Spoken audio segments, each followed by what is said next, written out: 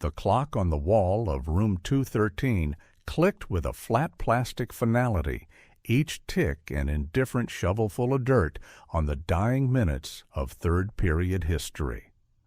Outside, autumn sunlight slanted through the tall, grimy windows, illuminating dust motes dancing in lazy columns. Inside, under the hum of fluorescent lights, Mr. Harrison was in his element, pacing before the whiteboard like a general before a battle map. He was young, charismatic, the kind of teacher who wore tweed jackets with elbow patches, ironically, and believed his passion for the past was infectious. Usually it was. Today's topic was the Vietnam War, specifically the brutal, often overlooked Battle of Dak To and the fight for Hill 875. Mr. Harrison's voice boomed, filled with a practiced drama that captivated most of the 17-year-olds in his class.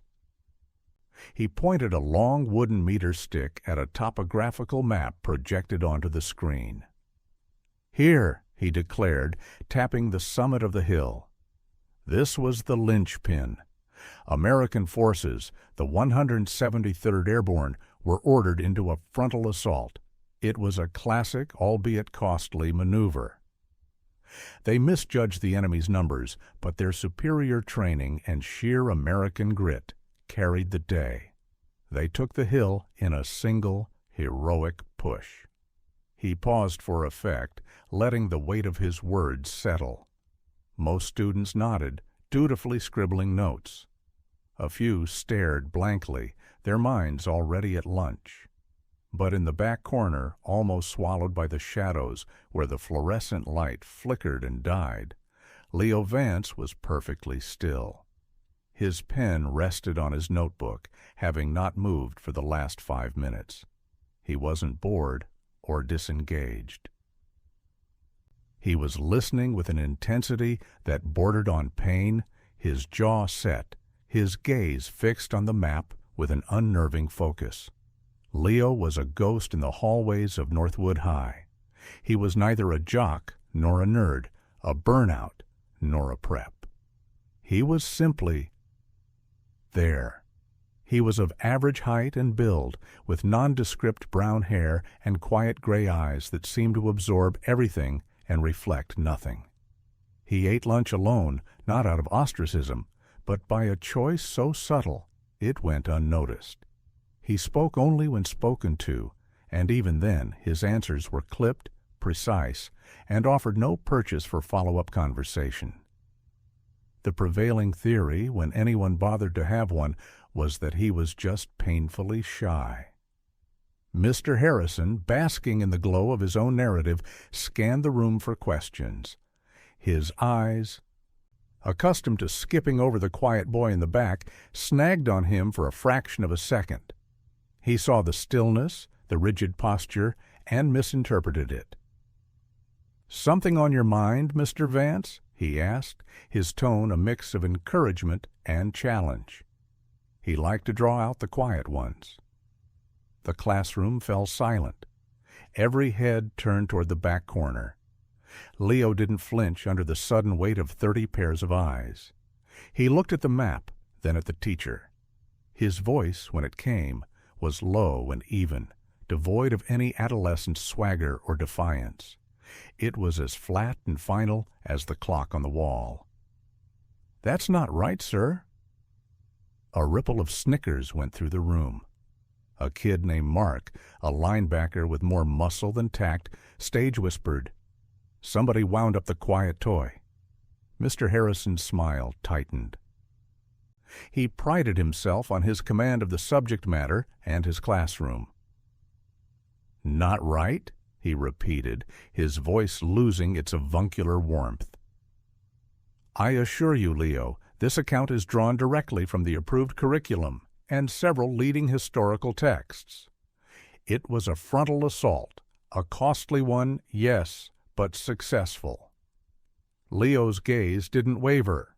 He wasn't looking at Mr. Harrison with malice or disrespect, but with a strange kind of pity that the teacher found instantly infuriating.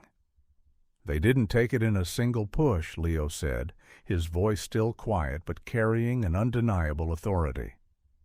The first assault on November 19th was thrown back. Charlie Company was cut to pieces.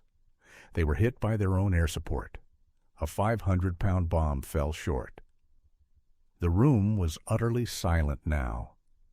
The snickering had died, replaced by a confused, intrigued stillness. These were details, gritty, specific, untextbook-like details. Mr. Harrison felt a flush of anger creep up his neck. This was his classroom, his authority. "Mr. Vance," he said, his voice sharp and cold, a tool to reassert dominance. "While I appreciate your enthusiasm, you are mistaken. There may have been preliminary skirmishes, but the main decisive action was a single assault. Are you a published historian on the Vietnam War?" "No, sir," Leo said. "Have you consulted the archives at the Pentagon?" Harrison pressed, his voice dripping with sarcasm. "Perhaps you have a direct line to the ghosts of the 173rd Airborne?" The class laughed, a nervous, sycophantic sound. The tension broke, and Leo was once again the target. He was the weirdo, the kid who tried to outsmart the teacher and got put in his place. Mark the linebacker grinned openly. Leo's expression did not change. The quiet pity in his eyes remained, but it was joined by something else, a deep, unshakable certainty. He didn't try to argue further. He simply absorbed the humiliation, the laughter, the teacher's scorn, like a rock absorbs the rain. He picked up his pen and wrote a single sentence in his notebook. Then he closed it. The discussion was over. Mr. Harrison, feeling he had successfully quelled the minor insurrection, turned back to his map. "As I was saying," he began, but his rhythm was gone. The words felt hollow. The detail Leo had offered, a 500-pound bomb falling short, had lodged in his mind like a piece of shrapnel. It felt too specific, too terrible to be invented. He pushed the thought away and finished his lecture, but the earlier passion was gone, replaced by a brittle, defensive tone. When the bell shrieked, signaling the end of the period, the students erupted in a cacophony of scraping chairs and loud chatter. As they filed out, Leo remained seated, waiting for the room to clear.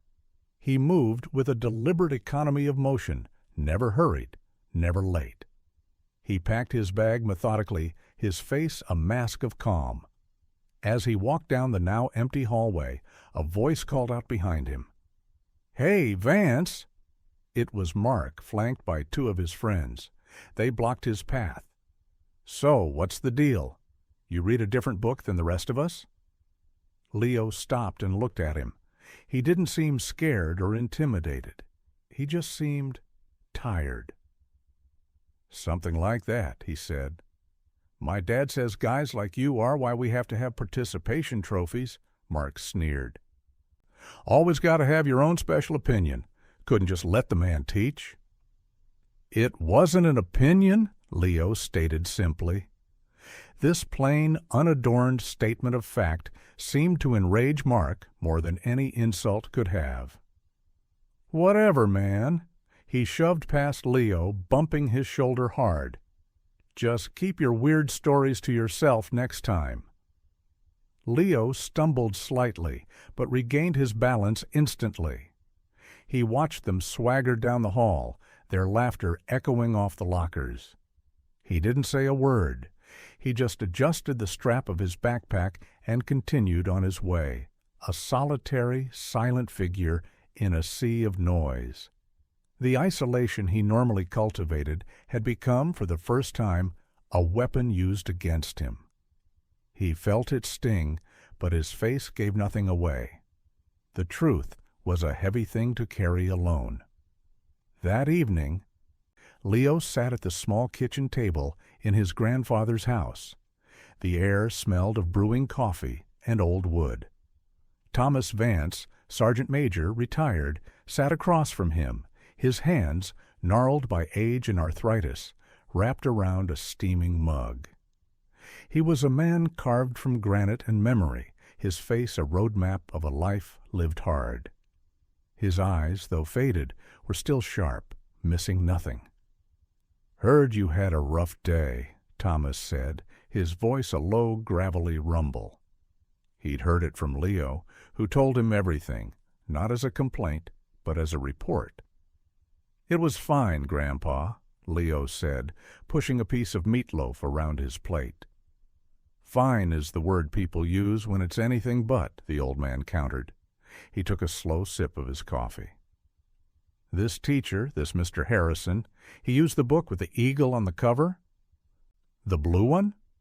Leo nodded. "A Patriot's History." Thomas gave a short, bitter laugh. "Patriot's History! They should call it A Politician's Fairy Tale." "I've seen that book. It's got a paragraph on Dak To. One paragraph for 4,000 American boys and God knows how many of theirs. One paragraph for 20 days of hell." He looked at his grandson, his eyes softening. "You did the right thing, Leo. You spoke the truth." "They laughed," Leo said, the single crack in his stoic facade. "Let 'em laugh," his grandfather said, his voice hardening again. "Laughter is the armor of the ignorant. It's what they do when they're faced with something they don't understand. You stood your ground. That's what a man does." He reached across the table and put his hand on Leo's shoulder. "You have to understand, son.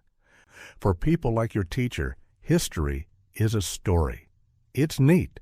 It has a beginning, a middle, and an end. For men like me, it's not a story. It's a place we live every single day." Meanwhile, in his quiet suburban home, Mr. Harrison couldn't rest. The boy's words echoed in his mind. A 500-pound bomb fell short. It was such a specific, horrific detail. He'd been teaching for 7 years. He'd built his career on being the cool, knowledgeable teacher, the one who made history come alive. Now, a 17-year-old boy had challenged the very foundation of his lecture with a quiet, unshakable confidence that was deeply unsettling. Driven by a discomfort he couldn't name, he opened his laptop and began to dig. He didn't just consult his usual academic sources. He went deeper into military archives, after-action reports, and declassified documents. He found forums where veterans of the 173rd Airborne shared their memories. The deeper he went, the colder he felt. The textbook was wrong, horribly, sanitizedly wrong. The frontal assault he described so heroically was a catastrophe. The first wave was decimated. And there it was, in a dozen different first-hand accounts, a recurring nightmare. November 20th, 1967, a flight of F-100 Super Sabres trying to drop napalm and bombs on the NVA bunkers just feet from the American lines. One pilot misjudged. One bomb fell short. 42 Americans killed, 45 wounded. Friendly fire. A tragedy of unimaginable proportions erased from the neat, tidy narrative of the textbook. Mr. Harrison leaned back in his chair, the glow of the screen illuminating a face pale with shock and professional shame. He had not just been wrong, he had been arrogantly, dismissively wrong. He had publicly humiliated a student for telling the truth. The realization hit him like a physical blow. He thought of Leo's quiet, pitying eyes and understood. The boy hadn't been challenging his authority. He had been mourning a fact. The next day in class, the atmosphere was different. The story of Leo's takedown had circulated. He was now a minor legend of defiance, though no one was quite sure if he was a hero or a fool. When he walked in, a few students looked at him with a new curiosity. Maya, a thoughtful, artistic girl who sat near the front, watched him closely. She'd seen his face during the confrontation. It wasn't the look of a know-it-all. It was something else, something heavier. Mr. Harrison started the class not with a lecture, but with a silence. He stood before them, his usual tweed jacket replaced by a simple button-down shirt, his posture less confident, more somber. He looked tired. He looked directly at the back corner of the room. "Yesterday," he began, his voice quiet and strained, "we had a disagreement about the Battle of Dak To." He paused, and every student leaned forward. This was not his usual style. "I have since done some more extensive research, my own research, beyond the textbook." He took a deep breath. "And I am here to tell you that I was wrong, and Leo Vance was right." A collective gasp went through the room. A teacher admitting fault so plainly, so completely, was unheard of. Mark the linebacker's jaw hung slightly open. Maya's eyes widened, and she looked from the teacher to Leo, who sat impassively, though a flicker of surprise registered in his gaze. "I owe you an apology, Leo," Mr. Harrison said, his voice clear and direct. "In front of this class, I apologize. My behavior was unprofessional, and my information was incomplete. What I taught you was not history. It was a summary, a flawed one." He then turned to the rest of the class. "This brings up a more important point. What is history? Is it the collection of facts in a book, or is it something more?" He walked slowly towards the back of the room until he was standing beside Leo's desk. The entire class turned in their seats to watch. The air was thick with anticipation. This was the gauntlet, a different kind than he'd intended yesterday, but a public challenge nonetheless. "Leo," Mr. Harrison said, his voice now gentle, stripped of all its earlier sarcasm. "Yesterday, I asked you a foolish question about your sources. Today, I'm asking a real one. How did you know?" Leo looked up at him. The wall of quiet reserve was still there, but Mr. Harrison could now see the foundation beneath it. Not shyness, but a profound gravity. Leo took a breath, the first sign of hesitation he had shown. He looked down at his hands, then back up at the teacher. The entire room held its breath. "My grandfather," Leo said, his voice steady. "Sergeant Major Thomas Vance. He was the platoon sergeant for Charlie Company, 2nd of the 503rd, on Hill 875. The words landed with the force of a physical impact. Stunned silence. Charlie Company. The very unit that had been shattered in the first assault. The unit that had been hit by the friendly fire. It all clicked into place with horrifying clarity. This wasn't academic for Leo. It was blood. It was family. Maya was the first to react. She put a hand over her mouth, her eyes shining with sudden understanding and empathy. Mark's sneer had been wiped clean from his face, replaced by a look of dawning, uncomfortable respect. He was staring at Leo as if seeing him for the first time. He wasn't a weirdo. He was the grandson of a man who had been there. Mr. Harrison felt a wave of humility so profound it almost buckled his knees.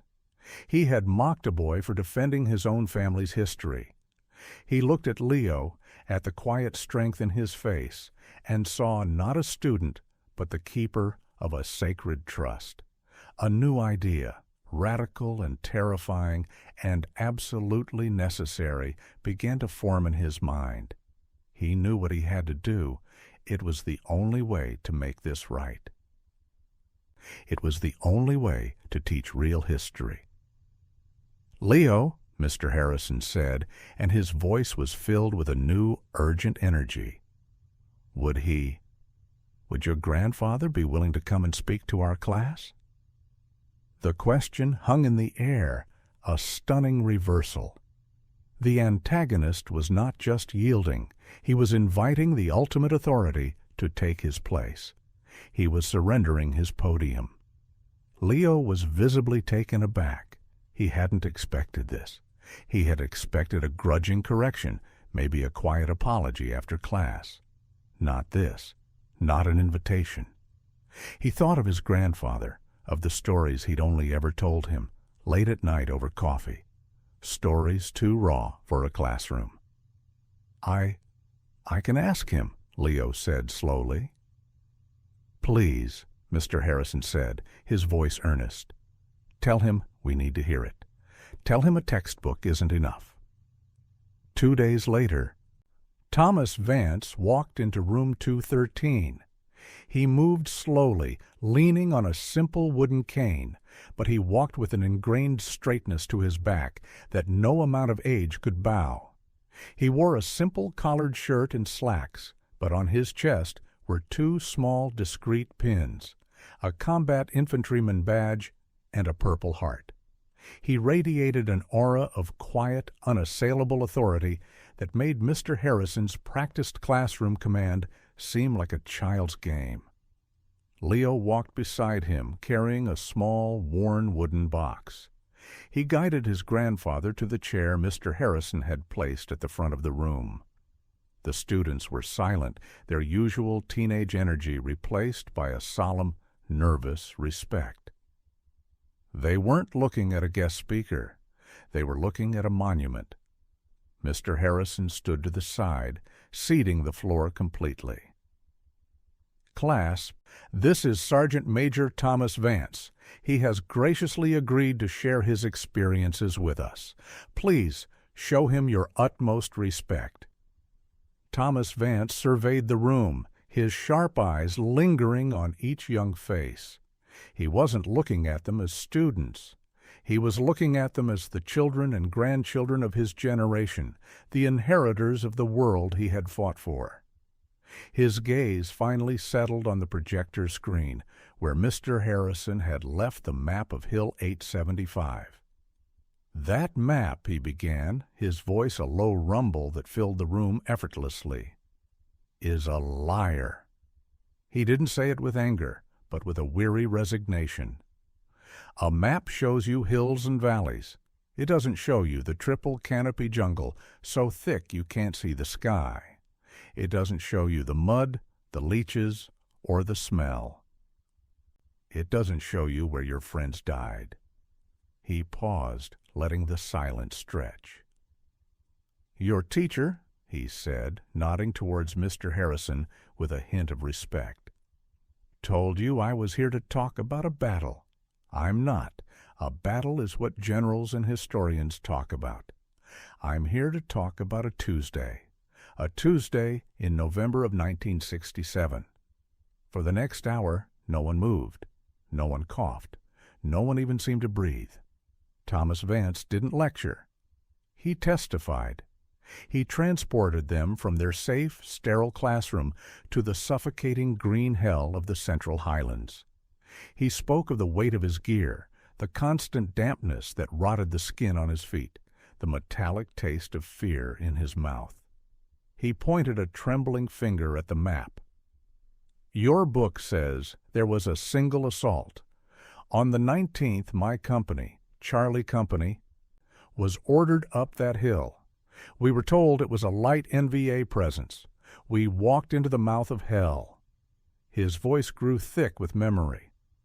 They weren't just there. They were dug in. Bunkers, tunnels, machine gun nests you couldn't see until you were 5 feet away, and it was too late. They'd been there for months, waiting for us. He described the chaos of that first assault, the deafening roar of the M60s and the AK-47s, a sound so loud it became a physical pressure. He spoke of men he'd known for months, boys from Ohio and Texas and California, falling around him.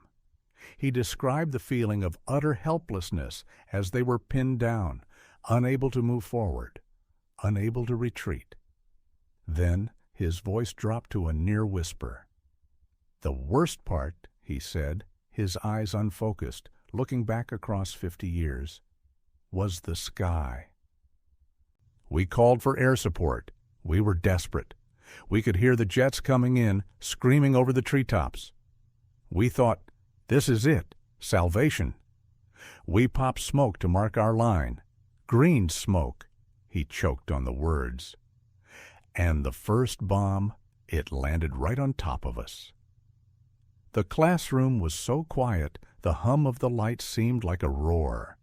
Maya had tears streaming down her face.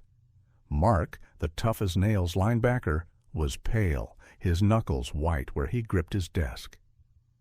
I was lucky, Thomas continued, his voice regaining its strength. I was blown into a ditch, woke up with my ears ringing, covered in dirt and other things. The screaming, God, the screaming. We lost more men in 10 seconds to our own bombs than we had in the previous 2 hours to the enemy. He looked directly at the class. You won't read that in your textbook. It's too messy. It doesn't fit the story of American grit. But it happened. It's the truest part of the whole damn thing. He talked for another hour. He spoke of the courage he witnessed, not the Hollywood kind, but the quiet, desperate kind. The medic who ran into machine gun fire to drag a wounded man back. The radio man who stayed on the line calling for help until a mortar round found him. He spoke of the thirst, the hunger, the maddening fear of the long nights. He passed around items from the wooden box Leo had carried, a dented canteen, a Zippo lighter with a faded inscription, a folded, blood-stained letter he never mailed. These weren't artifacts in a museum. They were relics, imbued with the weight of a life. The students handled them with a reverence they usually reserved for their smartphones. When he finally finished, the silence in the room was profound. It was a silence of awe, of grief, of understanding. Mr. Harrison, his eyes red-rimmed, stood up slowly. Does anyone have any questions for Sergeant Major Vance? For a long moment, no one spoke. Then Maya raised a trembling hand. What was it like, she asked, her voice barely a whisper, when you finally took the hill? Thomas Vance gave her a sad, gentle smile. We didn't, he said softly. The remnants of my battalion were pulled back. They pounded that hill with artillery and bombs for days. Just flattened it, turned it into a moonscape. Then another battalion walked up and planted a flag on a pile of charred dirt and splintered trees. There was no victory. There was just an end. We didn't win the hill. We just survived it. The final bell rang, but no one moved. They sat in their seats, stunned, until Mr. Harrison finally dismissed them. They filed out in silence, their usual boisterous exit forgotten. They walked past Leo not with mockery or pity, but with a deep, wordless respect. A few nodded to him. Mark, the linebacker, stopped by his desk. He looked at Leo, then at his grandfather. "Thank you, sir," he said to the old man. Then he looked at Leo. And, "Sorry, man." He walked away, his shoulders slumped. After everyone had gone, Mr. Harrison approached Leo and his grandfather. "Sir," he said to Thomas, his voice thick with emotion, "I can't thank you enough. You've given these kids, you've given me, a lesson that I'll never forget." Thomas Vance nodded. He put his hand on Leo's shoulder, a gesture of immense pride. "This boy here," he said, his gravelly voice firm. "He's a good boy. He listens. He remembers. That's all history is in the end. Remembering right." The next day, Mr. Harrison stood before his class. The map of DAC 2 was gone. The whiteboard was clean. He picked up a marker and wrote on the board in large, clear letters, "The Living History Project."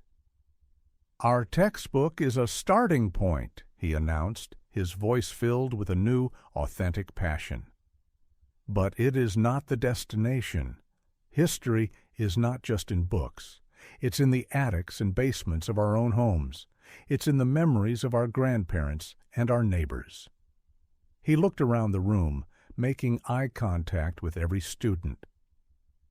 Your assignment for the rest of the semester is this: find someone, a veteran, an immigrant, a civil rights activist, anyone who lived through a piece of the history we study. Interview them. Record their story, because as we learned yesterday, a single first-hand account is worth more than 1,000 pages of summary. He looked over at Leo, who was sitting in his usual spot in the back. But he wasn't a ghost anymore. He was an anchor. He was the quiet center of the room from which this profound change had radiated. For the first time, Leo offered a small, almost imperceptible smile. The classroom was no longer just a room. It had become a bridge to the past, a place where the stories of the dead were honored and the voices of the living were treasured. Mr. Harrison was no longer just a teacher of dates and facts. He was a curator of truths. And Leo Vance, the quiet boy, had taught them all the most important lesson: that the most profound wisdom often comes in the quietest voice. And that true strength is not in being the loudest in the room, but in having the courage to speak a difficult truth, no matter the cost. His grandfather had survived the hill, and in his own way, so had he.